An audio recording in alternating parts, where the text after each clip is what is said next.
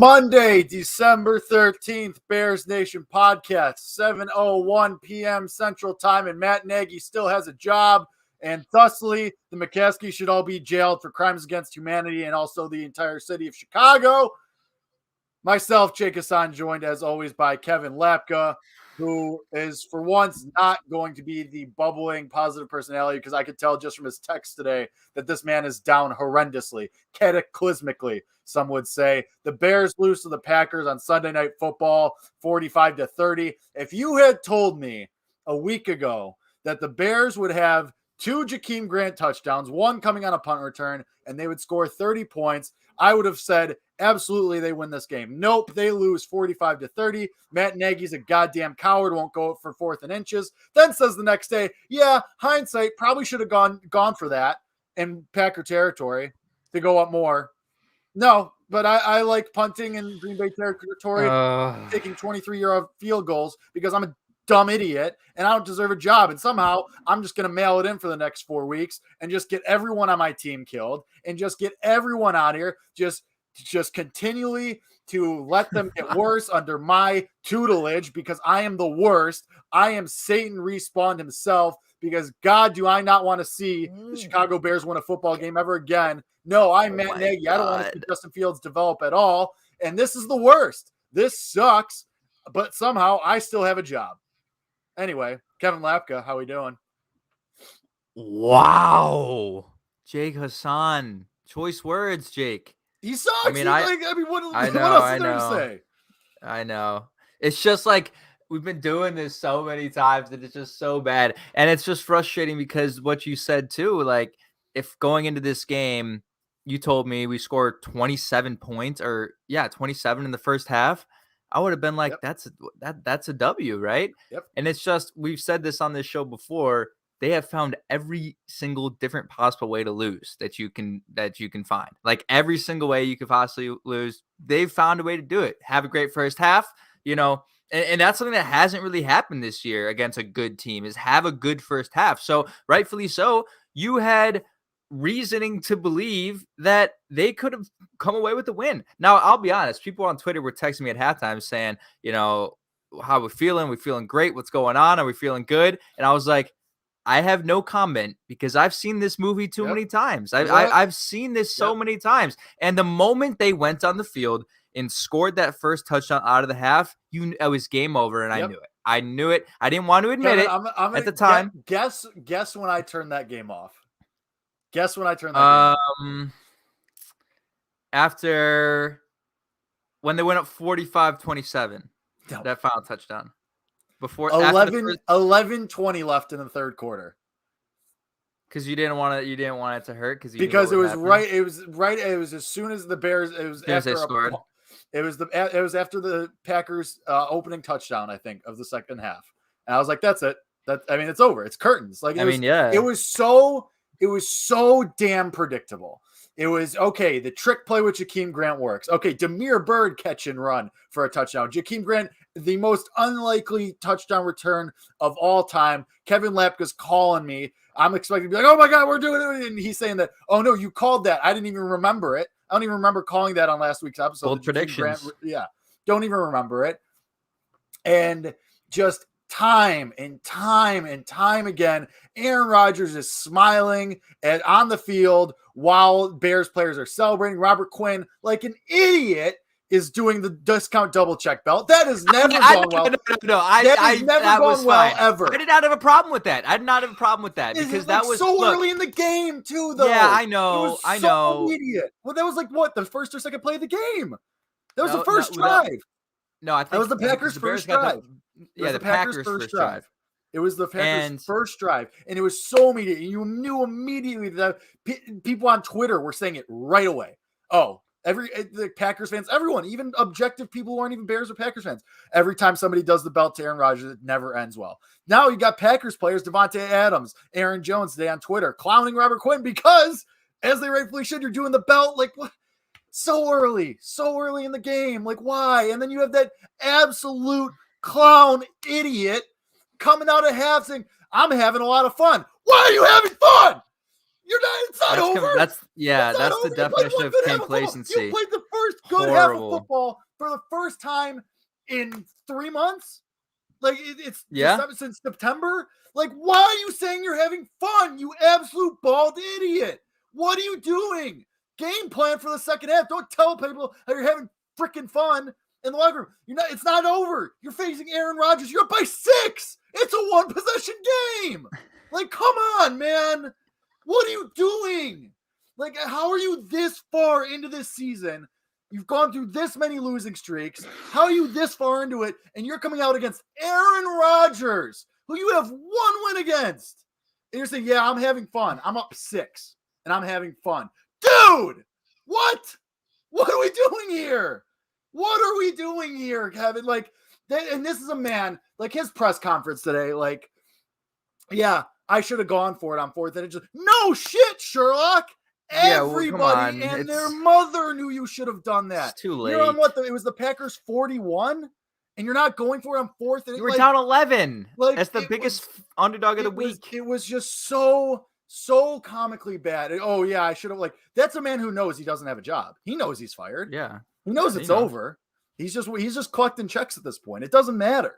Like, and I sat here last week and I said I was going to be apathetic and I didn't care. And watching that game, I was not up for that game.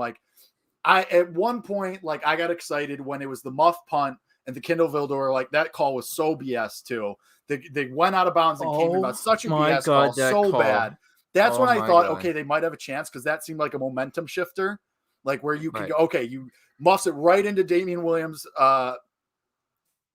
arms and he takes it could not have been placed better, right? And he takes it right to the end zone. And I was like, okay, you make it a 1-score game again.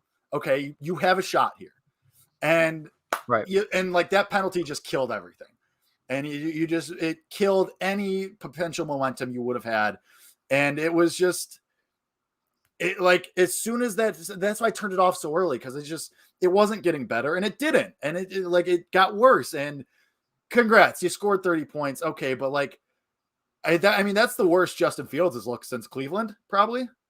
He didn't look that bad. What do you mean? I mean, he looked. He was the number one. He was number one quarterback of the week under pressure or something among rookies. Yeah, but he had 74 rushing yards. What do you want the guy to do? And I don't think Justin Fields is a bust. I don't I've sat here week after week saying that the rookie growing pains are going to happen.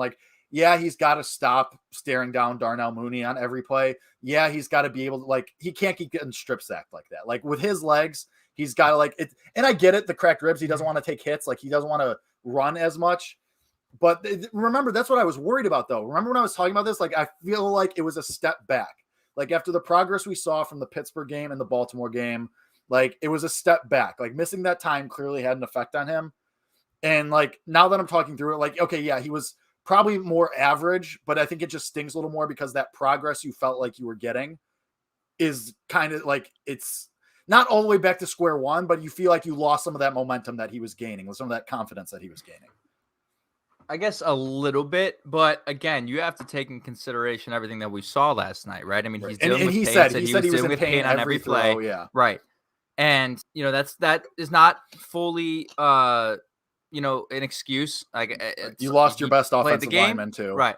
You lost Jason Peters. Tevin Jenkins was not good. We'll get into that. But Jake, it's every play. When do we think the first comment on how bad Tevin Jenkins comes in, Sue? Pretty soon. I would imagine pretty soon. 2 p.m. guy, that's my guy Josh, says Fields played well against a good defense. Yeah, I mean, quite frankly, the Packers played well defensively. But again, you can go back to it looking in the fourth quarter now, because in the first half he was great. He had 111 pass rating, 150 yards. He connected on the plays he needed to connect to. Had to get the play to Demir Bird. Obviously, the Jakeem Grant play is kind of just a toss. It's a nice 45 yards that goes on his resume. The Demir Bird, credit to Demir Bird on that play too, because he just took off. That was it was a great throw by Fields. Put it exactly where he needed to be. And Josh Lyles. Wow. That's a name I have not heard. Wow. Anyway, from the cloud, credit to Demir Bird. He has been a just a real quick spin-off. Demir Bird has been a non-factor. Over the last month or so, I want to say, he's slowly kind of been integrated into the game plan more, I want to say. But that was a great catch and run by him. Like that was, that was fantastic. Great throw by Fields. Led him perfectly.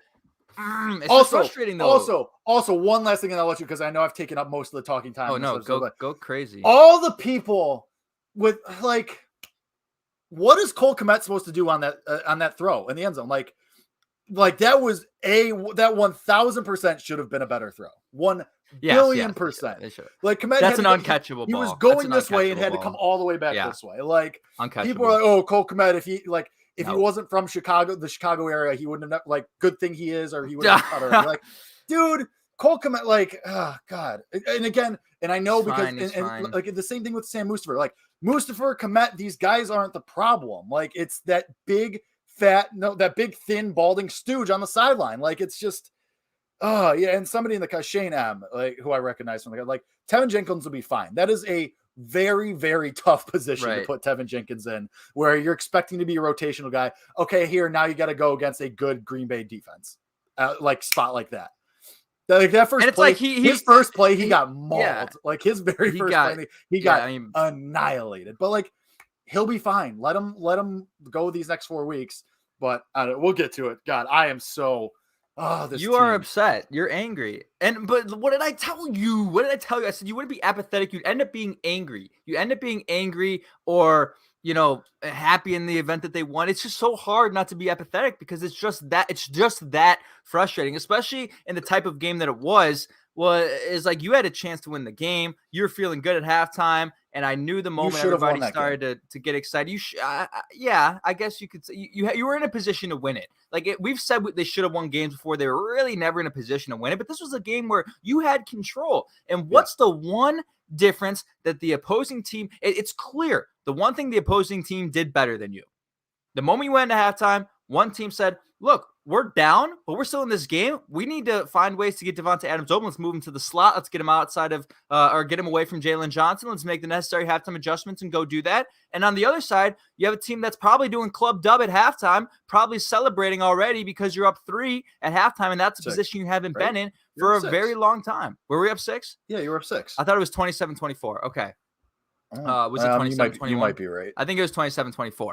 But it's in the moment you bring up the quote. The moment I saw that quote, "We're having so much fun," you knew the game was over. He said He said I'm having so much fun. He didn't even say. And you want to know why, Jake? You want to know why he's having so much fun? Because he was calling plays again last night. Everybody knew that he was calling plays last night, and he was doing well though. Like it was going well. Okay, no, yeah.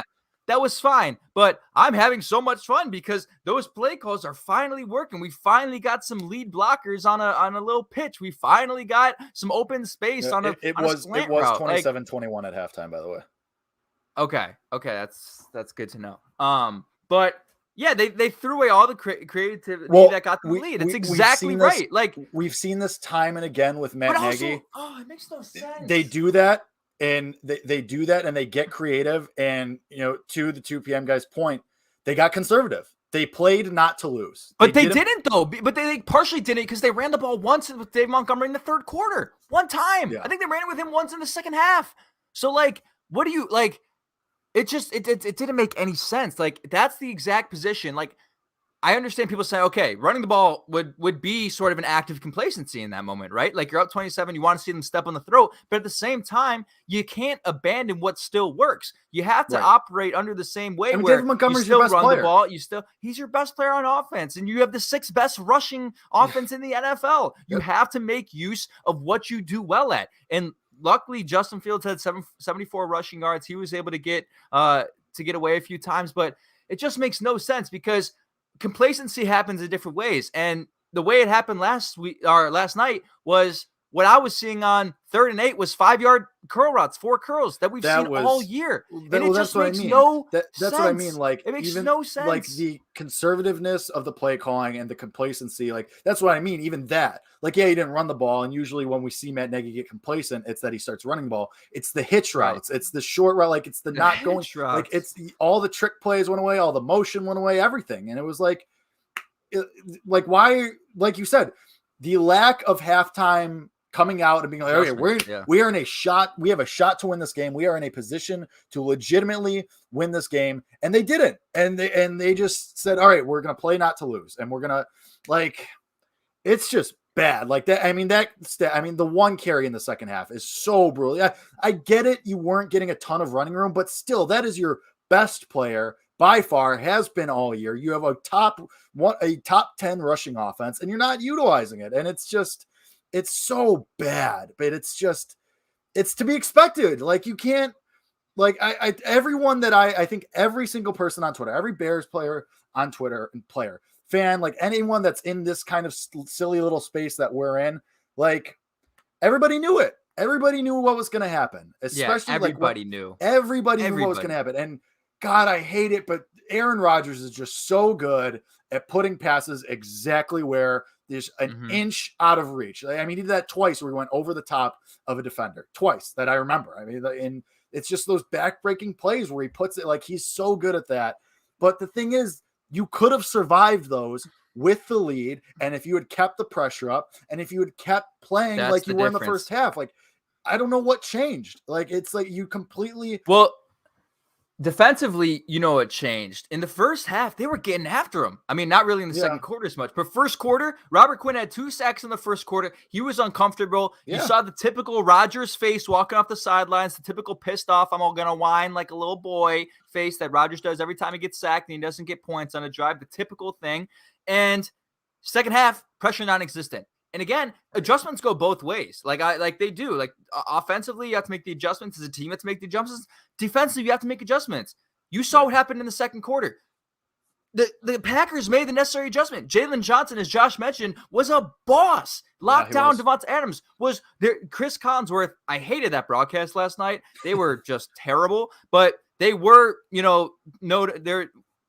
Shout out to Josh real quick. He said, Josh used to be on the show. He said, great job, guys. He smashed that subscribe one button. One of the founders of the show. But they were one of the founders. But they were shouting out Jalen Johnson. He was doing well. Matt LaFleur, credit to him, said, moving to the slot, we're going to do the right things. Defensively, they didn't make adjustments. You have to find a way to get more pressure, find a way to put them in uncomfortable positions, because if you give Aaron Rodgers that time, it's just easy. And I understand that Jalen Johnson isn't a slot corner, and he addressed that. He said, I need to work on my slot, coverage, and I need to be better at that. Like, you got to take those risks though. Like if you're Matt Nagy or if you're Sean Desai, like you have to say, all right, Jalen, we need you to just step up and be in the slot, because you were down so many defensive backs. You got Eddie Jackson mowing over his own defensive players. You got Eddie Jackson just trucking, and I get it, like it was a pass, and it's not. Yeah. But still, like you got guys running over each other, hurting each other, leaving the game injured, like after taking hits from each other, and like Jalen Johnson. If you're going to be as good as we think you can be, and by all means, he has shown that he can be that elite shutdown corner eventually. He's very, very close to being there. Like, eventually you're just going to say, hey, put me in the slot. Like, we got to give it a shot. Like, if you're going to be that guy, be that guy. If you're going to be that Jalen Ramsey type guy, just step up, say, hey, like, I know slot isn't my best. I know I've got to work on it, but just put me there and let's see what happens. Like, because everyone else is getting murdered. I mean, yeah, but it's not a common thing, I guess. You know what I mean? Like you can't just follow Devontae everywhere. Like he's playing outside, he's playing that corner spot for a reason. Sure. But I don't know. It's just frustrating that there was just zero adjustments, and that's the theme, man. Right. That's the theme. And then what's even more frustrating is you go down the fourth quarter. I don't even know if did we talk about the punt yet? I think we briefly touched on it. You briefly touched on your opening rant. Yeah. 11 minutes to go. You're punting. Everybody obviously knows. I think there's a Twitter page that does like most idiotic punts based off of like it's like a punt bot or something like that. Yeah, it's like a punt bot, and it calculates like your winning percentage if you punted there versus if you had going for it and making if you went for it and made it. I don't know what the Bears. I never saw it on that page, but I imagine that's got to be the most idiotic punt of the year. Like, you're throwing in the damn towel. That's what you're doing. You're throwing in the damn towel. And then, honestly, if I'm being completely honest, I know this is kind of a bad thing to say. Part of me kind of thought that him kicking the field goal at the end of the game was so he could show that he scored 30 points, like, with an offense. Part of me actually thought that was legitimate. What we know, the history of the last 4 years, the last 4 seasons of Matt Nagy and how he needs to stroke his ego constantly, I will sign on to that. I will fully endorse that statement. Matt Nagy constantly needs to stroke his ego, constantly, and it is played out time and again. And that's why it took so long to give up the play calling this year. That's why it took so long last year, because he needs that validation from himself, because God knows we're not going to give it to him. And you mentioned that punt. I'm going to go back even earlier in the first half, in the first quarter, when you're in the Packers, like you're just barely in their territory, but it was like 4th and 2 or 4th and 1 maybe, and they punted. And it's like, I think you had the lead at that point, but just go for it. Like, what do you have to lose at that point? It's just the field goal, the 23-yard field goal. Like, we love 30 points though, Jake. It's 3 instead of 2. I'm talking about the first one. Like in the beginning, like the very first, like the first field goal, like a 20, like you're right. Like it's just so bad. Like his decision making over and over. And it's just, I cannot wait for him to be gone, and we can just do a full coaching search, because this is just, it's grating. Like you see it, and you see these, like, it's just, the immediate, it's so, just the way that we can all see the very clear and blatant mistakes. The fact on that 4th and inches that everybody was screaming, everybody from the broadcast to the internet to probably some of the players are like, why are we not going for this? Why are you not going for this down 11? Like, it's just so bad how everybody else can see what's going on and he can't. And we get the same bullshit quotes every year or every week. You know, oh, well, we got to see where we're at, and we got to figure out the why, and we got to make these adjustments. And it's just, we're so close. Like, it's so close to the finish line where we're so close to Black Monday, and we get to see the headline, Matt Nagy has been fired. And I still don't know where I land on Ryan Pace right now, because I just have not had the time to commit the brain power to it. But we don't even have to talk about that yet. I mean, that conversation can be had later. Right. But just, because it's clear as day, right? Like, there's no way this man has a job in 4 weeks, right? Like 4 weeks from today. Yeah, no, it's clear as day. And I think one of the main reasons when you talk about, not going for it on 4th down, those situations is, play the comparison game, right? Watch the best teams in the league. It's zero hesitation in those moments. It's like, everybody in the whole stadium knows that in that moment, the Green Bay Packers would go for it on 4th and 2. The Buffalo Bills would go for it. The Tampa Bay Buccaneers would go for it. The Arizona Cardinals would go for it. They did that, I think, multiple times last week. They'll probably do it tonight. They'll probably do it tonight. Name the best teams in the league. It's a no-brainer. And you want to know why? Because the coach of whatever team it is goes right up to the quarterback and says, hey, what do you want to do? Do you want to go for it here? It's a confidence thing. That's the thing, too. And they say no. It's never a conversation between Nagy and the quarterback in those situations. Can we talk about how Nick Foles is actively coaching Justin Fields on the sideline? That is bananas. And I know there's nothing wrong with Nick Foles doing it. No, not at all. I mean, credit to Nick Foles. He is in a very tough spot. He's the leader, third string quarterback. Like, after starting last year, he's like, everyone forgets, everyone was hating on him and ripping him. Like, Nick Foles, credit to him. Like, he is the only one that is up there with Justin Fields. Like, they got the tablet out. They're going through this and that. And Nick Foles, like, animated. Like, okay, this is what I saw. This is what you could see. Like, this is where you can be better with this. And Matt Nagy's on the other side of the sideline. Like, he's God knows where. Like, it is nuts. And I don't know. Maybe that's Matt Nagy being like, I know I'm not going to be coaching this kid next year, so screw it. I don't know. Like, but we saw this 2 months ago, too. I mean, we saw this when Justin Fields first started. When he first got put in the starting role, it was always Andy Dalton and Nick Foles around Justin Fields, never anybody else. And granted, we don't know what the conversations are there, and we don't know if maybe that's just the we can't speculate too much. But like, those two are never together. Like, those two are never standing talking at all. It's nuts, especially when Matt Nagy's calling the plays again. Like, it's just, God, it's just such a dumpster fire. It's kind of funny. It's like, because 2 p.m. guy says he acts like he isn't playing for his job, and that's actually something that's very true. It's very shocking. Now, there's different situations. You want to look at Urban Meyer and what's going on in Jacksonville? Yeah, like, that guy has reasons not to play. Like, that guy is just checked out. But if you're Matt Nagy and you make all these comments as if, you come out and you say, we showed what we can be, right? That's a statement that kind of makes that's like your sales pitch is, we showed what we could be. Look what we did in the first half. That's what we can maybe be next year, right? That's his sales pitch. We showed what we could be 13 weeks into the season. We hit our ceiling for a single half 13 weeks into the season. Awesome. But sick. If you really wanted to start making a sales pitch and you really wanted to do the Hail Mary, final 4 weeks, you have one play from the 1 yard line to get to the end zone. That's essentially where Matt Nagy is at right now. You got to do the things to you got to go all out. Like, I don't understand in his mind how punting in that situation is going to help him get a job. How not coming out of the second half with adjustments is going to help him get the next job. How being complacent is going to help him get the next job. You have to take every opportunity. And again, you even look at coaches who are on teams that are 4-9 in those situations. They're taking those shots. They're trying to get those opportunities because they're actually smart enough to know when you're a 13.5 point underdog. Look at the Lions. They know what you have to do to try to pull off an upset of this magnitude in that moment on Sunday night at Lambeau. Like you have to know. And the fact that he doesn't make those decisions, it's dumbfounding. It's dumbfounding for his sake. Like it's for him, for you, bro. Like you're not even helping yourself. Like who are you helping? You're not helping yourself. Like I don't understand what the intent is. Like the intent is not there for what he's trying to achieve. And it just, and Shane M says we're 4-9. That's who we are. He said I think Ernie has put in our intro a number of times. He says, yeah, we made this. Like we're 4-9. We made this.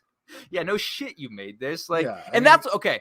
That's what's frustrating too. Real quick, like this was a game too where I think 2 p.m. guy mentioned this as well. Like you did see the talent that this offense can have, that this team can have, right? Like it was evident what it can be. And it's frustrating because you want to have seen 5 more of those Damiere Byrd plays this year. You would like to have seen more Jakeem Grant utilization this year. You would like to have seen all these different players in action, and to see it come to fruition in one game just gives you more frustration of how these guys are underutilized. And it gives you more optimism and confidence of what the team can be once you eliminate the one factor who is ruining everybody else, you know? So that's what it's like positive, but it's also frustrating because that's a conversation we have about Ryan Pace and you can have about the roster foundation in the future is like, these guys can play, man. Like these guys can make plays.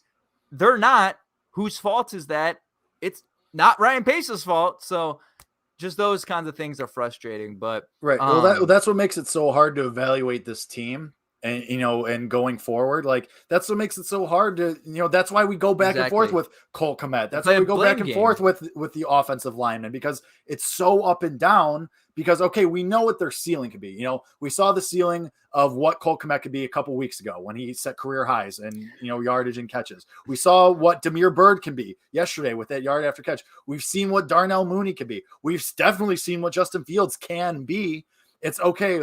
But can you find the right person to get that on a consistent basis? Because clearly Matt Nagy is not the guy that's going to get the most consistent performance out of these guys. And that's what you need. And Kevin, I mean, you said it coming in this year, Matt Nagy finally has all the guys he wants. Matt Nagy finally has all the talent and he's just not utilizing it. I mean, because we've seen it and granted, I don't think Damiere Byrd's going to be back next year. I don't think Jason Peters is going to be back next year. Like we talked about it last week. You have like a couple guys, but it's just so up and down. And it's like how, like, you want to believe that you can get a Joe Staley, and then you could get like, who's going to get the most out of these guys. But, it's just hard to believe that because it's just been so up and down. Brandon Staley. Yeah. Coach. Yeah. But I mean, it's hard to believe that. Okay. I have just a quick numbers game. So do you guys play fantasy football? Yeah. You play like a FanDuel and you look at the wide receivers and you pay big money to try and get one of these guys and they give you a 3 catches, 32-yard performance. Yeah. Imagine if anyone in the country is playing the Bears wide receivers, just the receivers. No one's playing Damiere Byrd, right? That was a fluke that he took a wheel route 70 yards. That was not how it was intended and drawn up. Someone missed a tackle there. But listen to these numbers. Darnell Mooney, 1 catch, 19 yards, right? Cole Kmet, 3 catches, 17 yards. Awful. Allen Robinson targeted 6 times, only caught 2 catches for 14 yards. Jimmy Graham, 2 catches for 9 yards. Right? And then they got a 1 catch for 4 yards for Damian Williams. You have 2 outstanding plays here. I guess Jakeem Grant is considered a pass. Because of trouble or whatever it was. Trouble, 46 at 1 catch, targeted 3 times. You get 1 catch, and that was a handoff. Yeah. And Damiere Byrd, 2 catches for 76 yards. The long was a 54-yard wheel route. So give you an idea, that is awful stat sheet for a NFL team that put up 30 points. Like that's just awful. Yeah, I mean, Go ahead.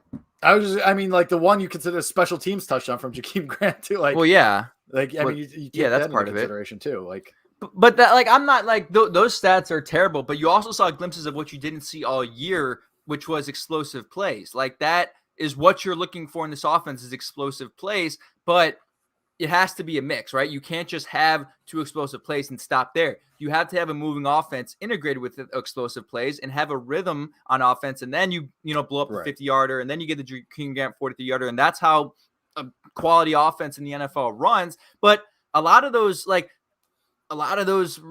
reasons why you see those numbers is, again, it's play design. Like, you're not giving Allen Robinson an opportunity to get 80 yards because he's running a 5-yard hitch route every single play. I mean, they're not even running the plays to the sticks on 3rd and 8. Like, it's dumbfounding. And I will say about Allen Robinson, there's a video going around on Twitter of the Justin Fields scramble. I don't know if you've seen it. The scramble where he kind of ran 17 yards, went out of bounds. And on the video, Justin Fields is running, and he's running with a whole lot of open grass. And about 15 yards ahead of him is Allen Robinson locked in with a wide receiver blocking. And as Justin Fields is running, Allen Robinson literally just gets away from the block and runs out of bounds and forces Justin Fields to go out of bounds. That dude is checked out. Oh, yeah. Now, to a certain extent, you can't blame him. At the same time, you can blame him, because you're getting paid money to go out on the field and bust your ass because the rest of your teammates are busting your ass, and you're not doing what it takes to win football games. And at some point, yes, he can have frustration for sure. Don't express that by your laziness on the field. That's the wrong way to do it. You can express that in different ways, but by failing to block, by not running your routes, by quitting on routes, which he has done multiple times this year, you are showing your frustration in the incorrect ways. And for that, I don't want him to be on the team next year. I don't, because at some point, I don't think he will. I think that's I don't think he will. And I think that's fine. At some point, you have to let go. You have to understand, come to terms with the fact that he's better somewhere else, and he's never going to be the same player here, because mentally it's just not there for him anymore with this team, with this organization, in this city. Send him somewhere else. I don't care anymore. Doesn't matter. Get him out. Get Chris Godwin or Devontae Adams. He can have success. I would love for him to have success somewhere else, but you have to come to terms with the fact that it's just not here. His success is not here anymore. So there's a couple things with this argument. Like, I get it. Like, I get people are frustrated with Allen Robinson, obviously, on that play. But here's the thing, like, to play the other side of this a little bit. Allen Robinson was very vocal about wanting a long-term contract. He signs the franchise tag. He's on a one-year deal. I get it, pays him a lot of money, but who was vocal this offseason as well, whose team is 9-10-3? But also, like, here's what I'm saying. The Packers, Aaron Rodgers. Yeah, but I mean, right? Like, that guy's pissed off, and he's still busting his ass every week. Yeah, but Aaron Rodgers is already, like, there's a difference between that, because he's, like, already on his contract, and the franchise tag. Like, there is a difference there. And I get Allen Robinson is like, yeah, he's checked out. I don't blame him. There's 4 games left. You're trying to just coast to the end, get to that next contract. I will say he's not doing himself any service, though. He's not playing for another contract where he's playing right now. He has a built-in excuse with saying, look who I played for. He has a built-in excuse. Like, I guarantee you he gets a multi-year deal somewhere. Like, I'm sure he gets you're right, like a 3-year deal somewhere, but his stock is not going up. Yeah, I mean, it's going down. But he's not going to get Devontae Adams money. He's not going to get Chris Godwin money. I think there's a chance. Like, I wouldn't say there's a 0% chance he comes back. Like, if you clean house right away, and the next GM or maybe the next coach, whoever, like, however way this shakes out, they say, "All right, we want you. We want to use you," and let's say it's Ryan Pace, and he hands him a contract. Said, "We're getting a new coach who can actually hand him a contract." Though, I mean, I don't want to hand the guy. I don't want to hand the guy. So you were saying, how are you going to let a top 20 receiver walk out the door? Was I saying that? Yeah, you were. Yes, you were. My words here. Okay, well, now at this point, I don't care. Let him walk out the door. Hasn't been a use of you. He's going to be fine somewhere else. Like, you just need change. You just need, and he's not going to me. Just go get a younger guy like Gallup that Shane M brings up. Gallup's a really, really good player, I think, who just doesn't get enough targets because of the loaded receiver room in Dallas. Sure. You know, you don't have to spend a whole lot of money to get quality receivers. And shit, dude, like, again, look at the New England Patriots. Like, yeah, it's the Patriots, but tell me one receiver there who's better than Darnell Mooney. You can't. Kendrick Bourne's not better than Darnell Mooney. Jacoby Myers isn't better than Darnell Mooney. You can do it with skilled players who get you yards after the catch. And you like, yes, you want that number 1 top 20 receiver, but it's just very, very frustrating. Let's address this. 2 p.m. guy. Have you addressed the Packers player running into the stands and coming back inbounds when they took it to you? Yes. So context to that frustration that we had over the Vildor call that would have made a significant impact in the game, because had they got that touchdown, I believe they would have been down 4 in the fourth quarter. It would have been a one-score game. No, it was the third quarter. Was it the third quarter? I'm pretty sure. Almost positive. Whenever it was, the like this, we know as Bears fans, this happens every single time they play the Green Bay Packers. They're gonna find a way. They're gonna find a way to influence it in some way. And like it sounds so subjective. It sounds so conspiracy, like galaxy brain. Conspiracy. But if you've watched the games that we've watched over the years, it is evident. You can think back to 2019, the Cordero Patterson, running into the guy play where they had gotten the fumble and they called that. You remember that one from 2019? Yeah. But the reason why this is frustrating last night is because there is a literal video of the Bears punting and a Packers player not running on the sideline, Jake, literally running through the Bears bench about 5 yards deep to the edge of the sideline. Something so much more egregious. Egregious. Out of bounds. No call. Nothing. And I understand at sometimes they probably didn't even see the fucking guy. That's probably why they didn't call it. They didn't see the guy. I will say, you can't make a call in that moment in such a significant play. It's so stupid. And I will say there were a lot of plays that did, like, a lot of calls did go the Bears' way. Like that Devontae Adams offensive pass interference blatantly went your way. Like there were a couple other plays that I thought were going to be against the Bears and they went against the Packers, and I was shocked. But those happened in the first and second quarter, not in the most critical moments of the game. Sure, and that's what it comes down to. Well, you're still right. Yeah, absolutely. Yeah, and it's the time and again, those back-breaking, just like those singular moments, whether it be Aaron Rodgers being or the official. Like, I mean, how often do you see that called to in general across the NFL? Like, I feel like you never see that called. And maybe we noticed it because it was going to be a touchdown if they don't call it. But yeah, I mean, that was so bad. And it's just another game that you should have. I mean, this is, 3 in a row? Ravens, Cardinals, Packers that you could have won theoretically. Like you would have been Steelers, Ravens, Cardinals, Packers, 4 in a row. 4 in a row. I mean, 4 in a row. And that's the thing. I mean, you hope that a new coach, like I'm operating under the indication that Matt Nagy's gone. Like I fully believe no matter what happens, it's over, gone, done, over. I mean, you're probably going to split. Best case scenario, going the rest of the way, because the Seahawks look good. The Vikings are fighting for a playoff spot. You're going to lose. You probably beat the Giants because the Vikings are. I have a feeling the Vikings are going to beat them twice. Honestly, the Vikings are a bad team. Okay, so I mean, let's say best case scenario though. I mean, you're still going to be 6-11 even if you split. You're probably looking at 5-12. Yeah, probably doesn't even matter. And this is where we're at. This is where we're at. God, this is what it is. Like the degrading, like the way that it's gone down every year, just worse and more. Like we thought 500 was bad last year. Like we got pissed at 500 last year. Welcome to 5-12, folks. Because it's I mean, you realistically only beat the Giants again, and it's. I mean, Shane M, you're going to the Giants game. It's probably going to be Mike Glennon because it doesn't seem like Daniel Jones is going to play again. So, God, the Mike Glennon revenge game. Oh God, let's go. Start the narratives. Let's go. Oh Lord, I would love to see a Mike Glennon revenge game at that point. I don't care. Shane M, I would say spend a lot of time in the South lot before that game if you want it to be a good experience. Like it's gonna be cold. Get there at like 7 a.m. Like you're gonna not have. Post up. I would not be sober for that game if you are of age to make it enjoyable. But real quick before I head out, because I know I got to run soon, I want to say one thing about Justin Fields too, because we haven't talked about it too much, and there's been a lot of discourse about his performance last night.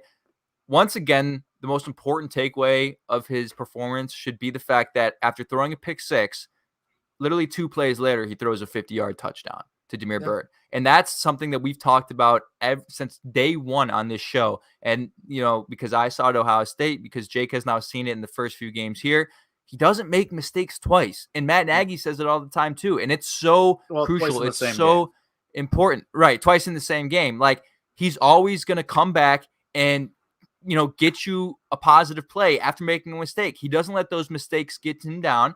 Right. Like we've seen with other quarterbacks, like we've seen with Mitch. And it's not because, Mitch is mentally, it's just what happened with Mitch was it got in his head. Like he would make the bad play and he couldn't shake it, could never shake it. Justin Fields makes a bad play. For him, it's not a mistake. It's a learning experience not to make that mistake again. He's smiling on the sideline. He says, you know what, I'm going to come back right here and I'm going to throw a touchdown. And it's sorry for the opponent. And that's just like, those are the things where you can break down all the X's and O's you want with a rookie quarterback and all the different factors there are. It's the intangibles. And it's those types of things that you see in him that you haven't seen in any of the other quarterbacks. And what makes you more positive that this guy can be a franchise guy for 10 years is not because he has a rocket arm. It's not because he can run well. It's because of the intangibles. That's huge. Do you think Justin Fields, I'm sure if you asked him, he'd say, we just focus on it week to week. Like, you think Justin Fields is in that locker room like, yeah, I'm going to have a real coach next year and then we can actually get to work? Like, you think that's in the back of his mind? No. It's in the back of his mind. I don't think it has an effect on his work ethic. No, I don't think. No. That's not what I'm saying at all. I just think right. You think he's just ready for the next 4 weeks to happen and just be like, without all right, a doubt. I want to play and I want to do well, but let's get someone else in this. But that if that's my big takeaway from this game. Like, yeah, it sucks to lose to the Packers always, especially in that fashion. But big takeaway, just get me through the next 4 weeks. Get me, someone, whoever you're going to hire. Let me know and then just get me to that introductory press conference. That's what I'm looking forward to at this point. Yeah, it's going to be great. It's going to be exciting. Whoever it is, it's no matter who it is, it's going to be it's going to be exciting just because you have something. I will say, I think it was when Shane was on our show, and this is actually something that's building steam, and then we'll head out of here. There has been talk, and Shane said this weeks ago. He's friends with Olin Kreutz.